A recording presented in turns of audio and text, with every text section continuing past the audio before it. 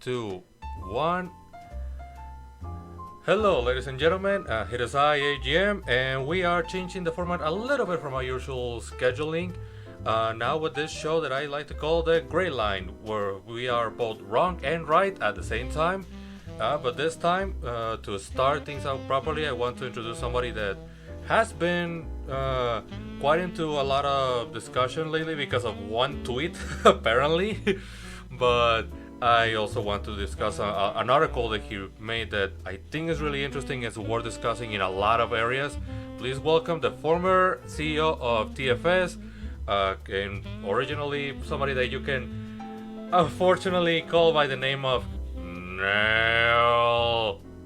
But please welcome Ben Creighton. How you doing? I'm doing a lot. I'm doing fine. Thanks so much for the opportunity, and I hope you like what you get to see here.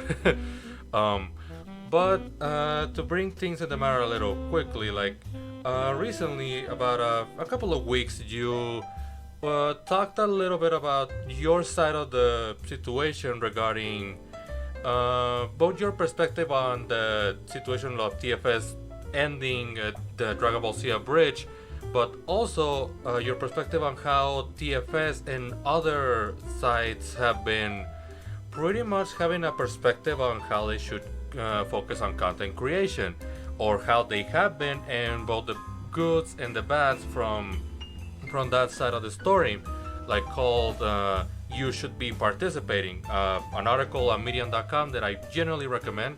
But tell us a little bit about your just a general idea of what you were proposing with the article, or what you were expressing there. Yeah, I really liked how you how you introduced this gray line concept as some place where we're always a little wrong, a little right, because when I wrote that article, I'm looking at it and I'm like, there's some big ideas that I'm trying to get down in writing here, and I feel like I'm maybe at best only 80% right in what I'm saying here, and maybe 20% wrong. But if I waited until I felt like I was 100% right, it would never get done. It would never get posted. So it got to a point where I felt like it was close enough that I wanted to put it out there and see what the response would be. Just get the ideas out there. Because certainly anybody who's familiar with either of the two communities that I talk about will know that I oversimplify a lot of things just in the interests of readability, and also to keep it comprehensible to the readers who aren't familiar with either of the communities, and that's inevitably going to bring some inaccuracies into the mix. Yeah, and I think one of the major things, without changing too much on the topic of the article, because I do think it's important to keep in mind, when that whole image preceding legendary events tweet happened, and you gave a pretty honest reply on how you handled the situation regarding whether or not there was going to be a season 4 or not. Some people because again, the tweets were kind of immediate, the replies on what you said regarding your thoughts on that. But as someone that has also been on that side of content creation and decision making and all, I honestly look at your tweet and I'm like, that's normal.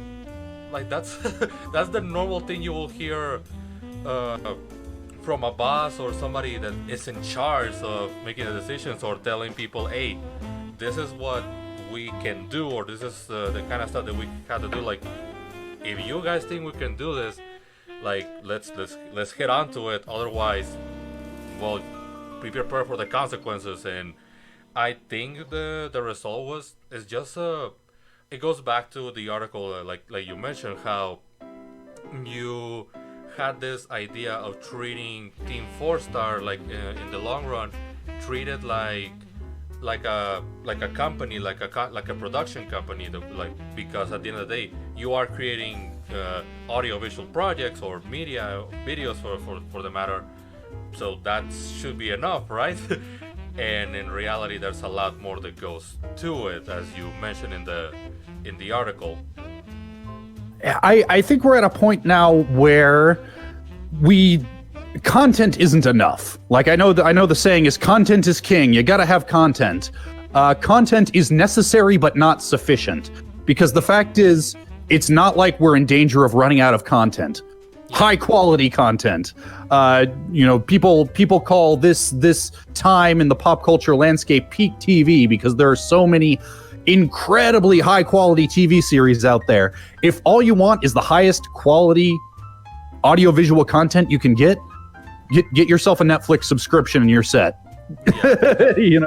Yeah, like content is fine, but if you don't have a passionate community around it, it's pointless. The content is a means to an end.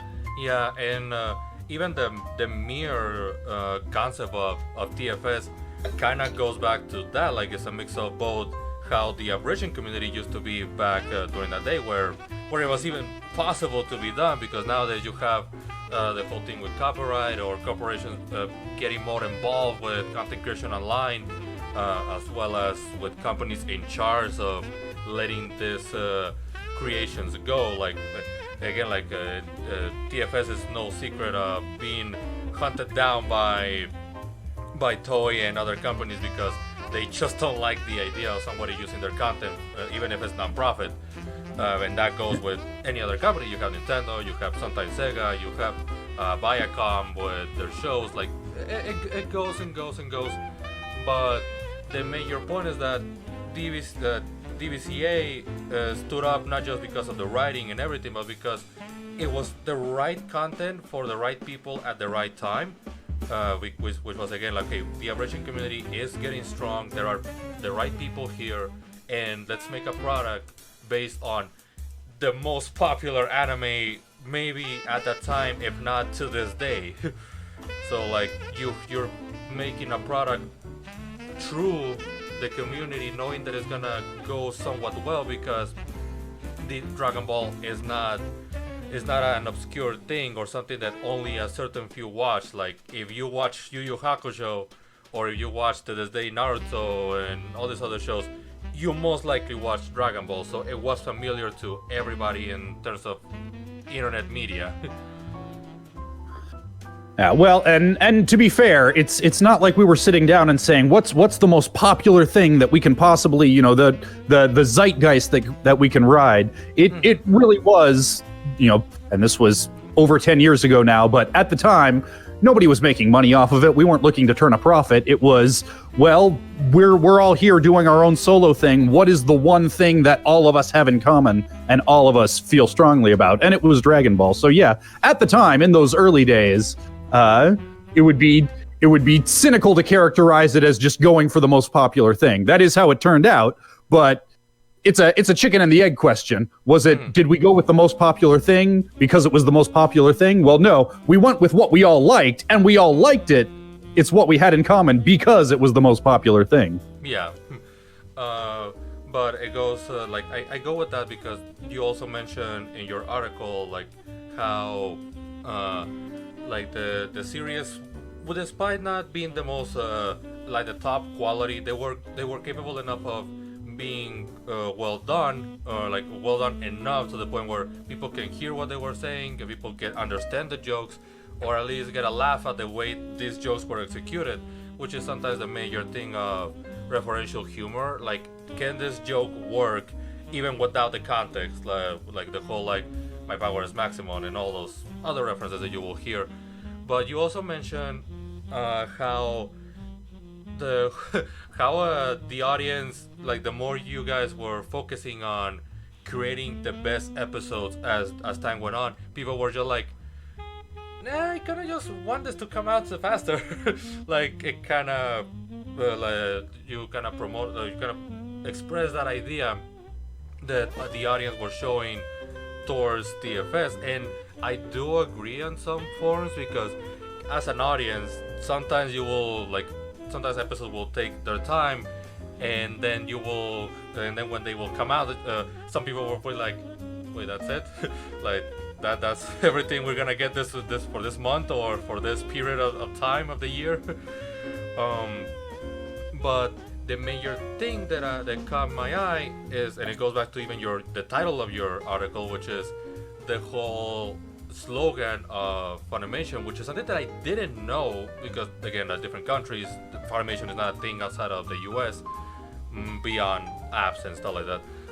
The whole "you should be watching," which is something that you expressed that you were focusing, you were emulating, quoting what you're saying, like you were emulating that idea, and I think you're not the only one, like, or you were not the only one, and or to this day you're not the only one that has that thought, because to this, like, nowadays people are even more focused on creating content for people just to watch, or like you have big not even companies but just YouTubers trying to, like, hey, this is what I have, deal with it. Which is sometimes it can be for the better in some areas, because you're allowing the artists to focus on, hey, this is what I want to do, I'm gonna put it, you watch it if you want. But in other cases that's not the case, because especially on YouTube the whole point is, hey, subscribe, give it a like, comment, comment, rate it, and subscribe, as the whole times used to say. But despite the fact that that's not the focus anymore, or what do you think on that regard? So there was a reason why I really wanted to use the Link to the Past randomizer community as the big point of comparison, because I think if I'd focused just on Team 4-Star, the message could have come across as it's a zero-sum game, an either-or between participation and quality. And I don't think that's the case at all. I think that it's entirely possible to create something that serves both priorities. Like, for example, in the randomizer, there's a very nice polished website. If you go to alttpr.com, you can pull it up right now, and it's easy to use. It's got a nice front end. The seed loads quickly. It's great. But on the back end, kind of behind that nice slick website, is just a program running some Python code on GitHub. It's all open source. So if what you want is just the nice polished, produced, public facing experience, folks can have that. But if what you want is to get into the guts of the thing and tear it apart and put it back together, you can do that too. There's no conflict between those two things. And it's because the people behind Randomizer have intentionally kept it that way. They could have put they could have shut down the open source nature of the project, closed it off, and kept it to themselves, tried to put it behind a paywall. But that's so counter to the culture that it never would have even occurred to them to do it. Yeah. So like just recently as a couple months ago, somebody not part of the, like, quote unquote official development team noticed that there was a feature that they wanted to see that didn't seem to be that wasn't being worked on. They downloaded the source code, taught themselves SNES assembly coding, which I don't even know how you do that. You have to be smarter than me. But just kind of started working on it, and they posted on the Link to the Past randomizer Discord once they had a build that wouldn't crash. Yeah, pretty much. Said, hey, I kind of made this thing. I don't know if it's any good. And the community very organically said, oh man, this is amazing. Like, yeah, it's kind of busted, but they could see the potential, and more people started working on it. They started giving feedback, and by all accounts, by all signs, sooner or later this feature will get to the point where it is fully formed enough and stable enough and runs quickly enough that it can be folded back in to the main fork of development, and it'll just be one more feature like any other on the Link to the Past randomizer page. That can still happen with Link to the Past randomizer, but with most YouTube videos, YouTube communities, like, how do you do that? If somebody wanted to contribute in such a basic way to a YouTube channel, it's it's just not it's not possible anymore. Yeah, like that's mostly because we you mentioned this, and it's a reality. That's the one thing that even without being a YouTuber, you hear many times, which is that YouTube wants good content, but also wants big content, like in good quantity and also in a good pace. Like you pretty much, like if you think that treating YouTube like a job is more than enough, sometimes that's not even the case. Like sometimes you need to treat it like a double shift job, where you have to, like, well, I woke up, I'm gonna start making videos, and before you notice, it's already 3 a.m. and you don't have anything else to do besides feeling depressed because of the way you care. Your video is not even done by this point. But it goes to what you mentioned, like a Link to the Past randomizer, among other examples that I can provide in a moment. Like, it's a product that became as big as it is today because it wasn't just the creator who got into it. A lot of people started putting their elements or ideas, or like, hey, this could work, or hey, you can do this. And I think the closest example that I can think of, like the fastest one of that, going beyond that, like in terms on the same level as A Link to the Past, is like the Sonic community on its own. You have the Sonic hacking contests, those fan games that are mostly with Sonic, but like you have literally events where people like, hey, this is what I have, based on the game that's already been created or something that I made, but with this profit. And A Link to the Past randomizer might have been one of the very first, or the one that really started pushing that idea, like, hey, if you create something, like even if it's based on another thing, it can be so much more for the community that you're applying to, which is, like in this case, the online community. Again, like the game on its own, like it's way different than the way it was, like 3 years ago or something. When did Link randomizers came out? Yeah, it's been, I think the earliest version came out in 2016, and please, if you're listening, fact check me. I could very well be wrong about that, but yeah, like 3 or 4 years is about the timeline. So yeah, in a relatively short time, it's gotten huge. Like to the point where now it got featured. Like that's the one part that surprised me a bit more than a lot of things in your article. Like the fact that it's now featured in Awesome Games Done Quick, which is something that to this day, like I thought it was just like, hey, official games and that's it. Like no, at least the Past randomizer was there, and I'm like, wow, really? That's something that's a new on my end, because you will think that again, an event like that will have an issue or will deal with an issue later on because of that. But I'm glad to know that that wasn't the case. But going back a little bit, you also have cases of what would be the best example? Going back a little bit, the game was completely different. Like I think even that the mere element that I noticed was that now Link is blonde. I remember the game was just around the elements of the original file. But now you have different tracks, different music, different sound effects, different like you can pretty much make the game its own thing outside of what it was supposed to be. And even on fan games now you have this whole. Are you familiar with Sonic Robo Blast? I'm not, no. It's pretty much a Mario Kart game, like a Mario Kart fan game. But now people mod it to the point where it feels like a combination of Crash Team Racing, Mario Kart 64. Like it's a completely different beast from what the creator originally intended. It's also a meme fest because you have fucking Dexter's dad in the game and stuff like that.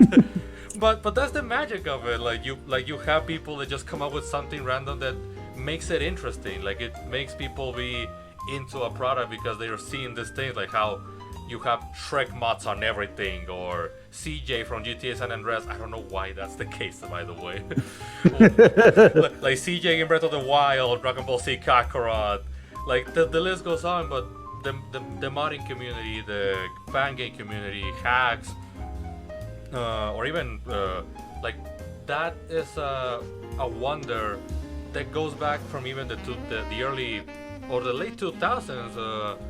Like, because I'm pretty sure, like, you can tell me you recognize or don't a lot of these names, like Super Mario Brothers C, Sonic, Oh yeah. the Sonic Shores, like back in Newgrounds, or Four Swords Misadventures in that regard. Like a lot of ideas, they came out just from people that wanted to do something. They wanted to create something based on the things that they loved.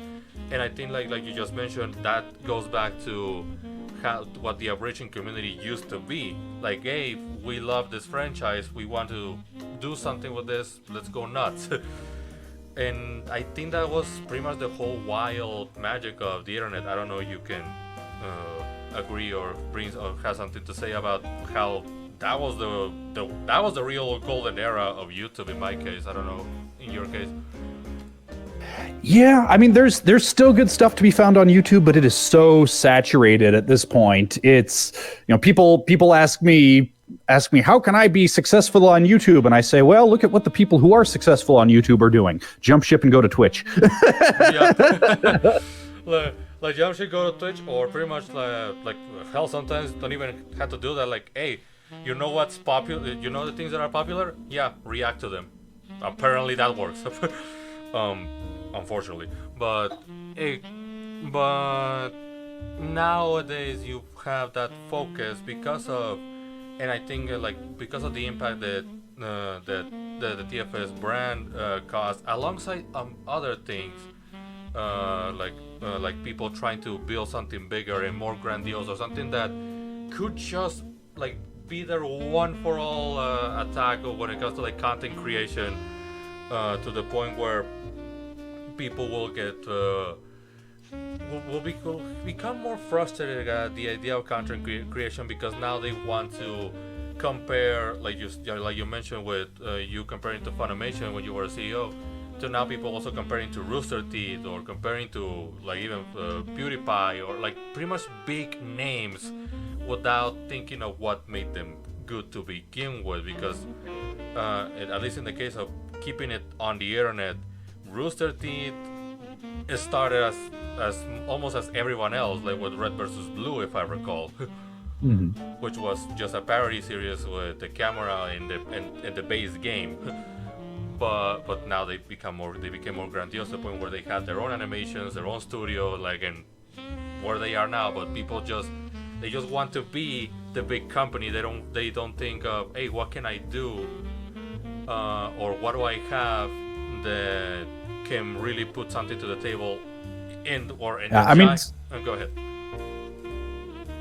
Yeah, I mean, certainly it's possible to make that transition, right, from the little startup in somebody's garage to the big company. But in the process of getting there, there's this uncanny valley where your production values, your ability to create content financially is close enough to the big companies to invite comparison, but still far enough away that you don't look quite as good. And I think that's where you're in a real danger of saying, well, I've made it, I don't need to worry about the little garage band that I started at anymore.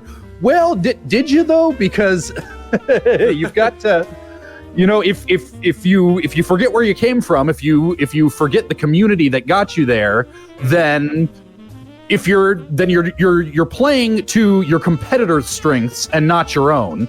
Like what are you gonna do? Start out making movies in your garage and try to jump straight to competing with Disney and the MCU? Well, that's fucking stupid. Who wants that fight?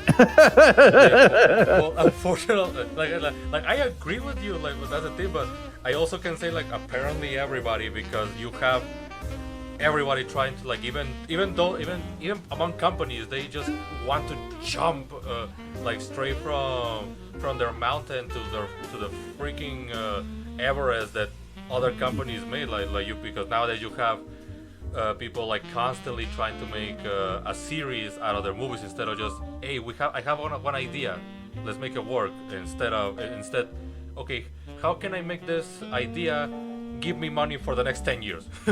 um, like, but even sticking with internet, you have that example even between those that started or that became a big deal despite the high quality content, also having that direction because they feel that if they don't do that, people will stop caring because apparently the visuals what grab their interest. And with that, I can bring the example of, have you watched Salad Fingers? I've never heard of it.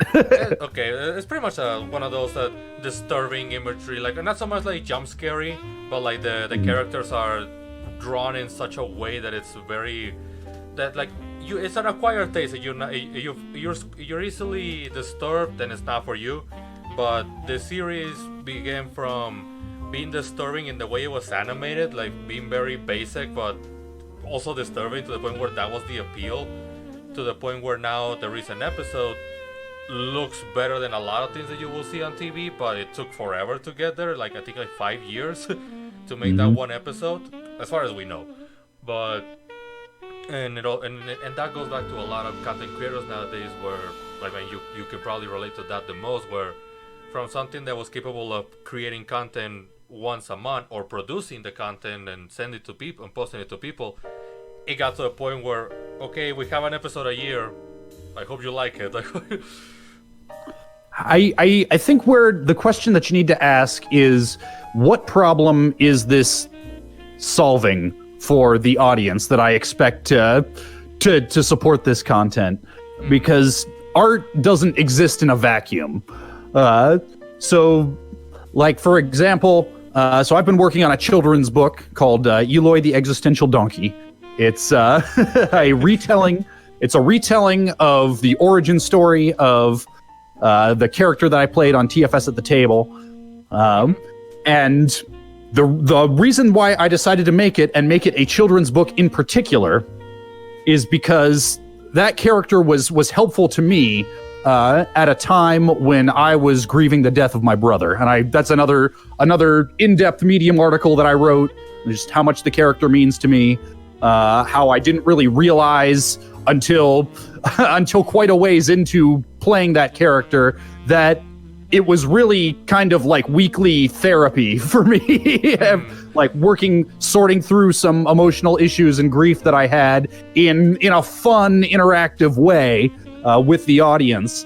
And I wrote this whole Medium article about that, and a friend of mine read it and said, Ben, so it's also, by the way, from an atheist, secular perspective. It's not dealing with grief by saying, well, they're in heaven now, so it's okay, because that's fine if that's what works for you. It's not what I believe. So I had to find a different solution that worked for myself.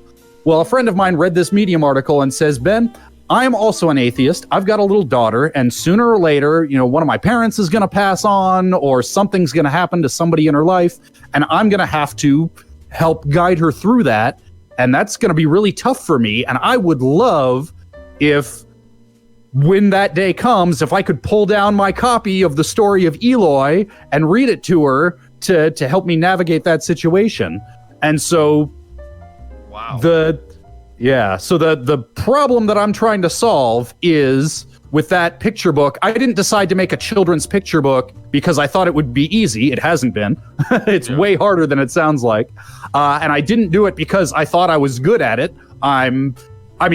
Maybe by the time this book is done and published and out, I will be, but I wasn't when I started, because it's not something I ever had any experience with or any education in.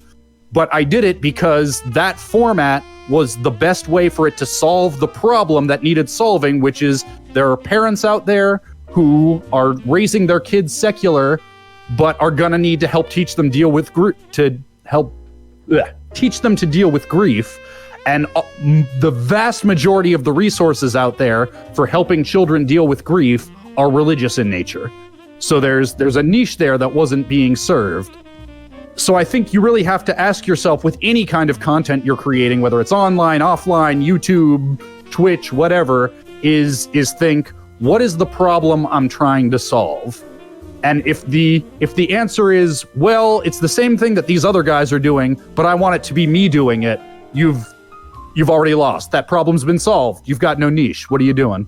Yeah, it goes back to, and kind of tying it back with the whole I want to create something that can compete with, or that can be on the same level as these other guys. When I think even some of my folks will say like, hey, if I wanted to watch TV on the internet, I will just go watch just watch TV. Like I don't need, I don't want to have your version of the Big Bang Theory or Friends in the show. Like I want something that can only be done with the liberties or with the freedom that the internet provides, which is something that a lot of the media don't like. Like they don't like the idea of people just creating things for the sake of it. But sometimes when you share a story, like you said, like you were creating something that to solve a problem, but because you went through that in some form and you wanted to share that story one way or another, at least from the perspective that I am thinking, and now that can also help other people. But it all started from you. Like you had this problem and you went through it by yourself, and now you have something that you can share to others that might or may not deal with that but need to hear the story. And that in a while, that was the magic of the internet, that it managed to create that without a lot of what would be the term? It just was based on that. Like people wanted to create a story, but they wanted to make it right. They wanted to make it okay, because I bring Super Mario Bros. C as an example, but there are also plenty of sites that will just or plenty of videos kind of similar to that. They were just not good. Like just still imagery that wasn't very interesting to watch. That's something that people also forget, that the media on its own, while not necessarily we don't necessarily need 4K special voice actress and all of this thing that compared to the TV level, like you still need to create something that is on a quality that people can get immersed by it. You know what I'm saying?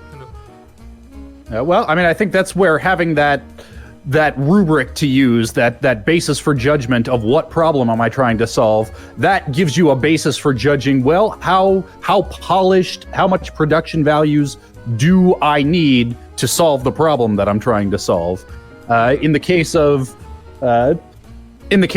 say an abridged series circa 10 years ago, up to a point there was room to grow in production values, because the problem, as I see it, was we're all fans of this media, but it's our fandom is passive. We sit there, we consume it, and we want to be active. It's like these companies are selling us a Lego set that's already assembled, and then slapping us on the hand if we try to break it apart and build it. Like, no, we want to interact with that.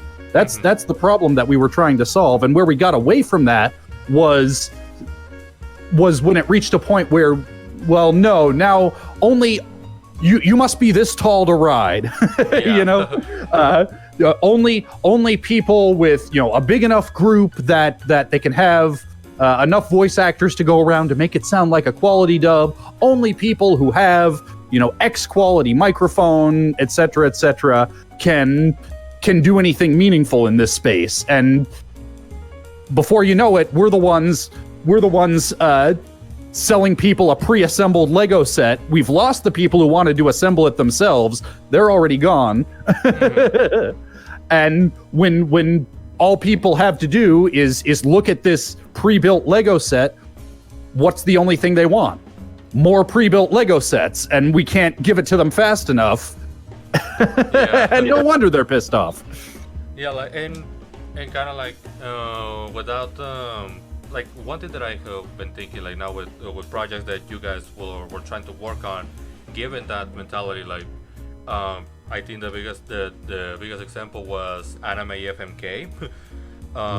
which I generally believe that, like now that looking back on it, with both your article and my own perspectives on things, I think the one of the things that show had to deal with, and you can correct me on that because I made it, is that show at the end of the day, it had that whole community aspect of it. Like, okay, we're just gonna discuss about the show that we've been watching and all of it. Like, you think you like this episode? You think you didn't like this episode or movie or anything like that? But you guys were also focusing on the whole corporative aspect of like, okay, let's cover as much as we can and just post it. Okay, or not just like and post it and talk about it and discuss it without bringing so much on people, like, because you guys had a chat, like you had the Twitch chat and everything, but the Twitch chat was pretty much there because Twitch has it. Like, you were the ones talking and discussing and everything, which is fine. Again, I like the show for what it had, but I think it would have benefited a lot more if it had been, at least for a little bit, a bit more inclusive with the audience that was already there, so it could become more involving, like, you know.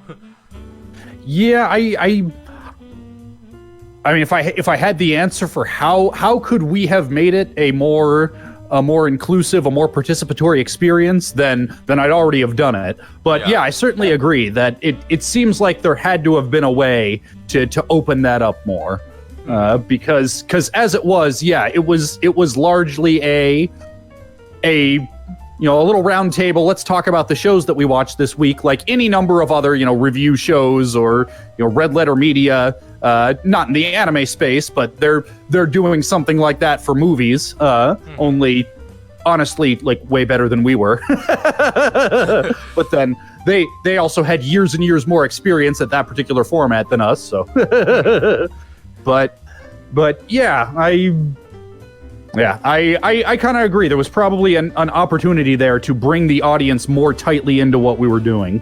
Mm-hmm. Like going to that, like you pretty much established even in the article, like the pros and cons about the mere idea of like can or should can media be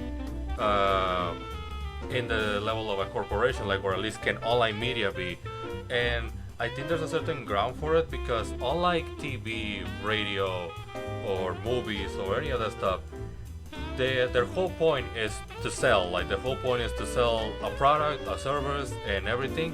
That's why, on that regard, maybe that, as much as I think it's a very pretentious slogan, the whole "you should be watching," it fits for the area where they're landing on. They're landing on an area where, okay, we have to sell. Like, hey, you should be watching this. Like, it could be good, could be not.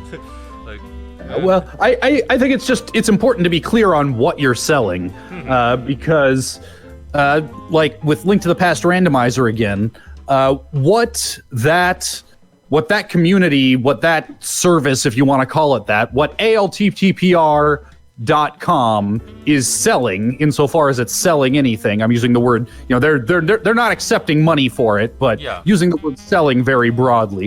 What they're selling isn't a game. There are so many games out there. Just this summer, Cadence of Hyrule came out. Are you familiar with Cadence of Hyrule? I know about it. Haven't played it. Yeah, it's an indie game. It's got, the Zelda characters in it, officially licensed from Nintendo, but it has a randomized element to it that the developers, who I think are Canadian, but they've straight up said in interviews, people have asked them, are you familiar with Link to the Past Randomizer? Because this seems like a similar concept, and they've said, yeah, that was kind of gave us a cool idea to start from. Okay. The thing is, Cadence of Hyrule is a professional product. Yeah. It looks better, it sounds better, it is a modern game that came out in 2019 on a modern system, the Nintendo Switch. So if what people wanted was a good game, then Cadence of Hyrule should have been a bigger, longer lasting success than Link to the Past Randomizer. But Cadence of Hyrule, I mean, it's been a success. It seemed to, people liked it. I played it. I enjoyed it. It probably made more money than it cost to make, so financially, it was almost certainly a success. But now, 6 months later, it's just another game that people played and finished and mostly, moved on, and that's fine. But people are still playing Link to the Past Randomizer years and years later. Yeah. And that's not because the game is better, but that's because of the community around it. That's because there's annual tournaments. There's a league that's just entering its second season. I put a team together because I had people that I wanted to play with. Because you can get in there and break it apart. You can switch out the sprite, like you said, switch out the music, and Link to the or Cadence of Hyrule rather is just there's no room to do that. Yeah. What do? It's the game's done. It's finished. It's polished. You play it once and then you're good. Yeah, as far as it can go is again people outside of the development team like making mods whenever the files can be accessible on a computer and everything, but they're not gonna be able to show you that. Like you're gonna find that through the modding community, which is a different area on its own. And it also goes back to even Sonic the Hedgehog, which is I think the Sonic franchise is the best example that I can bring of a middle point of a company trying to work within a community, like being both a business and a community kind of company. Because again, Sonic Mania is technically the most successful game that they have gotten in ages, but a lot of the selling point, like the selling point as what attracted the audience for it, was the fact that it was made by fans, by people that started probably in the same way as those on Randomizer, which was like, hey, we created this, we posted it, people liked it, and there's been a community around it for almost a decade by now. And now they have managed to work on a lot of things, and Sega didn't just stop with Sonic Mania. They have Tyson Hess, who was a shit poster apparently. I don't know where that came from, but apparently that's how he started, and now he designed the model for the freaking movie. Like you have I think Sega is the best example of trying to build out to the community, but even then, what you get in those hacks, in those mods, in those areas from the internet and internet only are not the same as you get from Sonic Mania and or the movies or the official stuff that Sega actually publishes. Because at the end, and this is something that a lot of people seem to miss when they try to go more grandiose, creating content is not enough. You have to be professional in terms of how you make content, the pacing of how you work, how accessible you are to people. Like if you're like, oh, you make content, yeah, but you're a piece of shit to work with, then, well, congratulations, you're a permanent fan and nothing else. Well, I think it's easy to put that in terms of professionalism, and certainly that's but yeah, I think it's all kind of a piece. How good are you to work with? How good are you at maintaining the community and maintaining those strong ties? Mm-hmm. It's not a matter of professional versus amateur. It's just a matter of being a decent, reasonably put together human being. Yeah. But yeah, certainly that's something to always keep in mind as you grow. When Team 4-Star are incredibly talented people, incredibly talented creative minds. Yeah. And I would, never cast aspersions as far as that goes. But there reaches a point where you can be used to rising on the merits of your talent, and eventually, if you keep doing that, you reach a point where everybody is as talented as you are. Yeah. And so now it's not enough to be talented anymore. You also have to be easy to work with. Yeah.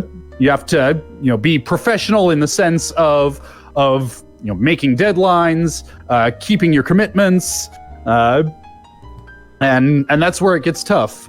I'm trying to remember. I don't keep up with who the actresses are now, but it's Lindsay Lohan. Oh yeah. Incredibly talented. Apparently kind of a hot mess in real life. Like apparently? And, It's been years. Yeah, and difficult to work with, and substance abuse problems, and God only knows what else. So past a certain point, Emma Stone was getting a lot of the roles that Lindsay Lohan might have gotten, because Emma Stone, by all accounts, is just as talented, but an absolute dream to work with. Yeah, anything but it goes back to that where they had to show what they were capable of doing, and also being capable of working within the I want to say within the rights and responsibilities that goes by working for a company, because everybody can self-employment is good until a certain point where you realize that it's not just making things or just working. There's a lot that comes to it, and that's where the mere idea of community kind of things actually go bigger, because now it's, hey, I am working on this. This is how I am, and this is the way I do things. If you're interested, you're welcome, and I would like to have a word in some cases, or get everybody involved in some form. And the closest we have to that in general is through those cases where people put a Patreon based on, hey, if you pledge in this way, you can participate in the creation of the videos in one way or another. Sometimes it's just hey, if you pay me, I can work faster. But other times is, hey, you have the whole sub nights, or you have people participating and showcasing on a video, or being part of the audience when they are getting involved into something. There are ways to work around that when you are creating something as a video that is already scripted and produced and everything.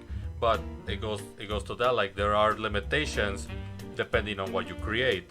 If you create a game, then the mod community is there for you, or the hack community, or just people that work on that know how to make something bigger of what you created. And in terms of videos, is getting them involved in a way where they feel that that what they are doing, even if it's a small amount, matters. And I think a lot of the major areas either forget that part when it comes to working online, or within community-based format, and they also end up going in a way where, just like TV and everything, they just become a very pass and receive thing. Hey, here's the content. Hey, thanks. I'm gonna watch it and call it a day.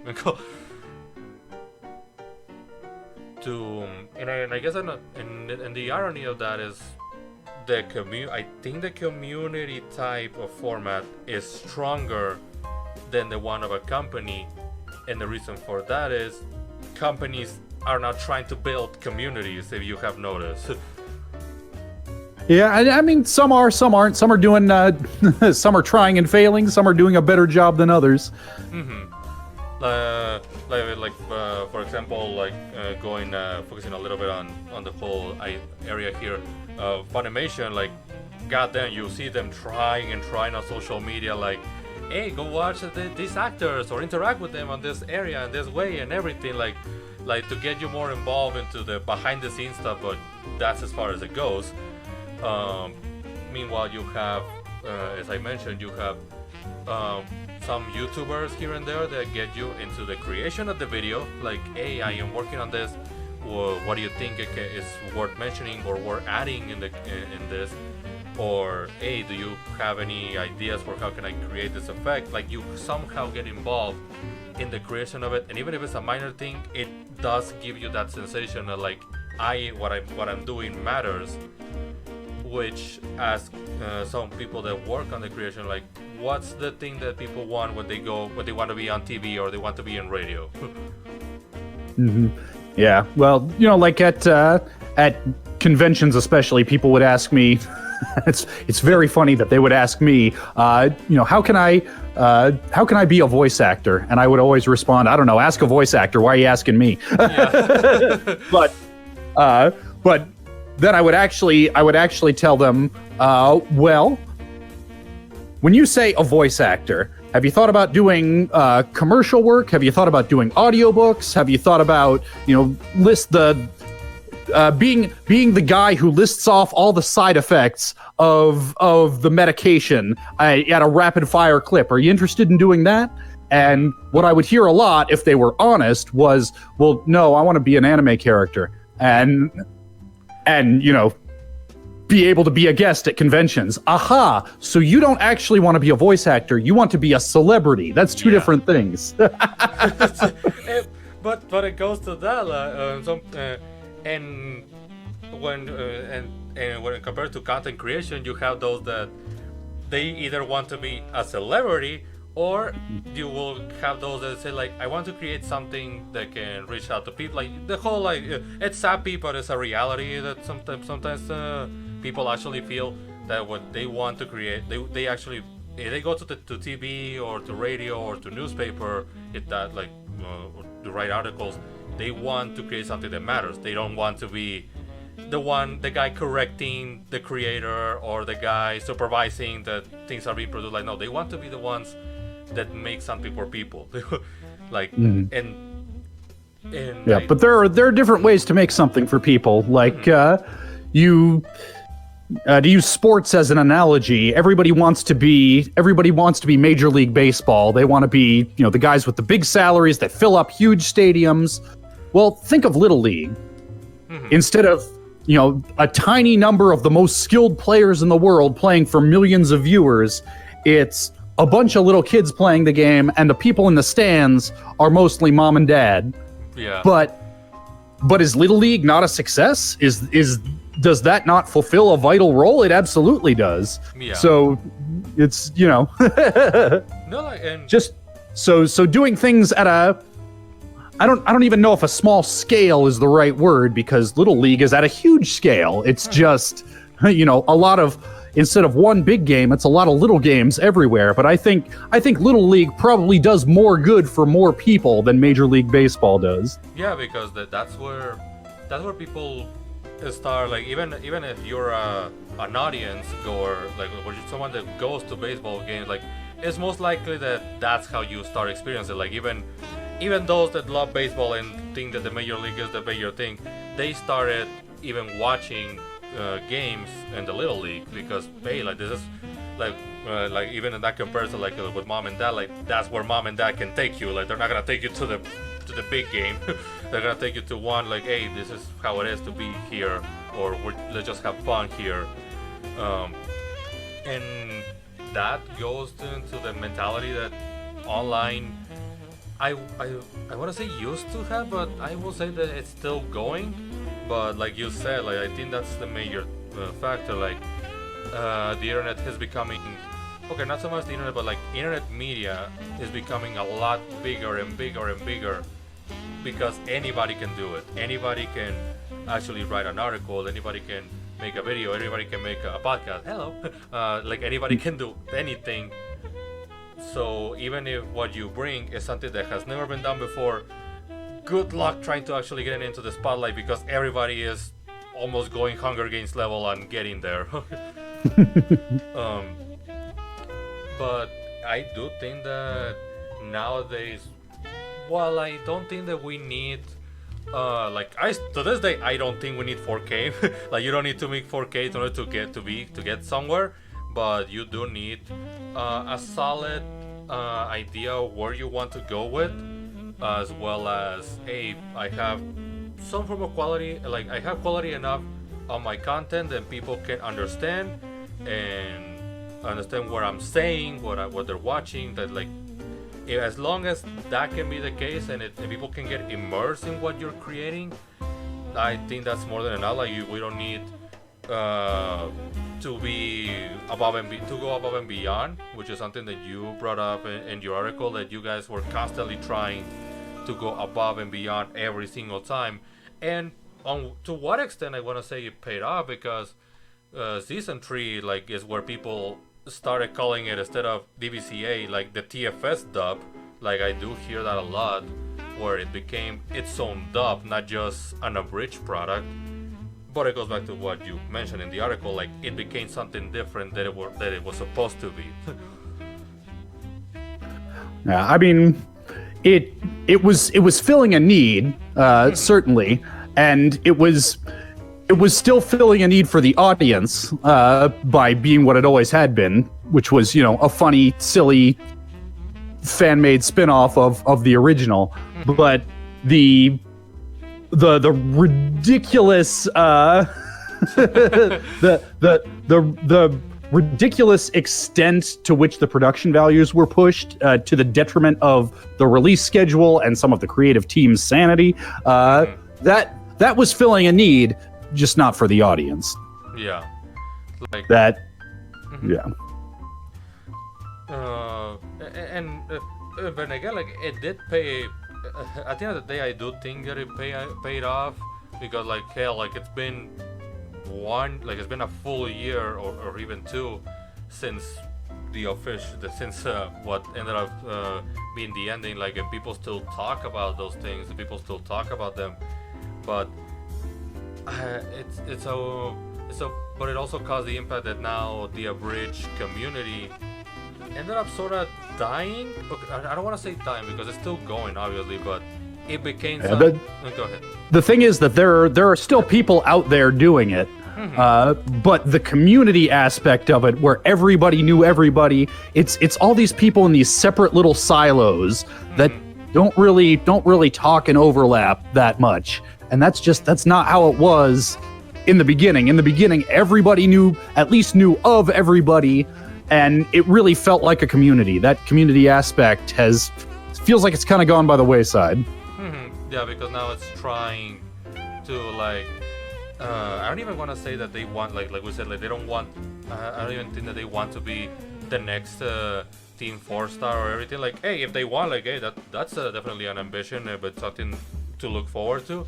But they also focus a lot on, like, I think the best example that I can think of is the Sword Art Online abridged, that that thing tried so hard, it's a fun thing. Like, I will say, like, I enjoyed what I saw, but it tried so hard to grab what you guys had by season 3, like, in terms of quality, execution, and everything, to the point where, like, you don't see the channel growing up because they're trying so hard to stay on a level to begin with.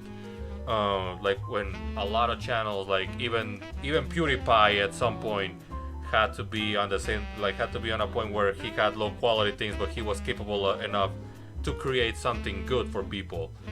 And or in your guys' case, like even little Koribo, like even little Koribo had to work with the elements that they had. But I do think that the major aspect here is that you guys were creating something that you wanted to make, and then the idea of becoming bigger came second. While nowadays everybody on YouTube or social media, they want the high level stuff first, and then doing what they love comes second. That's why you have people that don't even have 10 subscribers, but with sets that cost probably more than a house. Like, well, I think that's the thing when there's the saying that a rising tide raises all ships, and maybe not always.